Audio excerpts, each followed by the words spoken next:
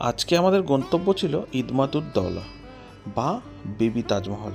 ওখানকার মানে আগ্রার লোকাল লোকজনের ভাষাতেও কিন্তু এটা বেবি তাজমহলই, তারা ইদমাতুদ্দৌলা কমই বলে। এখানে মাথাপিছু 25 টাকা করে টিকিট লাগে এবং 25 টাকার ভিডিওগ্রাফির জন্য টিকিট করতে হয়, তারপরে কিন্তু জানা যায়। আসলে আমাদের মোবাইল ক্যামেরা যেহেতু ছিল সেই কারণে আমাদের অত পয়সাটা লাগেনি।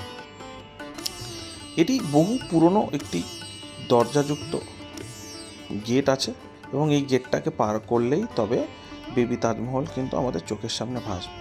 এবং যারা তাজমহল পরে দেখবে তাদের জন্য কিন্তু অনেকটাই সারপ্রাইজিং এই ব্যাপারটা থাকবে আর কি। কেন?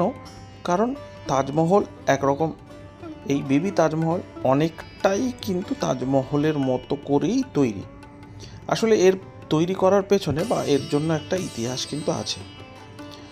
এখানে উঠতে গেলে জুতো খুলে উঠতে হয়, কারণ এটাকে ওনাদের সমাধি বলা হয়। সমাধি কার ছিল? এটি মির্জা গিয়াস বেগ এবং তার স্ত্রী আসমাত বেগমের সমাধি।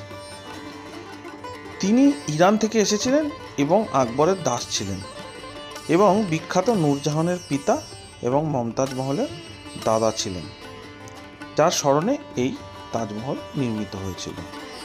1611 সালে জাহাঙ্গীরের সাথে নূরজাহানের বিয়ের পর তাকে প্রধানমন্ত্রী করা হয় এবং ইতিমাদ উদ দৌলা, মানে যেটাকে আমরা ওনাদের ভাষায় প্রভু, আমাদের ভাষায় প্রভু কোষাধ্যক্ষ বলে উপাধি ধারণ করা হয়। তিনি তার স্ত্রীর মৃত্যুর কয়েক মাস পরে মানে 1622 সালে আগ্রায় মারা যান।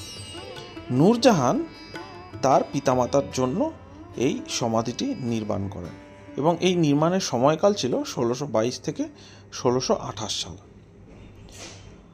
ইদমাতুদ্দৌলা সমাধি হল গম্বুজহীন মুঘল সমাধির একটি শ্রেষ্ঠ নিদর্শন। এটি সাদা মার্বেলে সমাপ্ত এবং লাল বেলে পাথর থেকে সাদা মার্বেলে তাজমহল ক্রান্তিকালীন পর্যায়ে চিহ্নিত করে। তারপর আমরা চলে গিয়েছিলাম মেহতাববাগ থেকে তাজমহল দেখতে এবং সেটা দেখার পর আমরা ঘরে ফিরে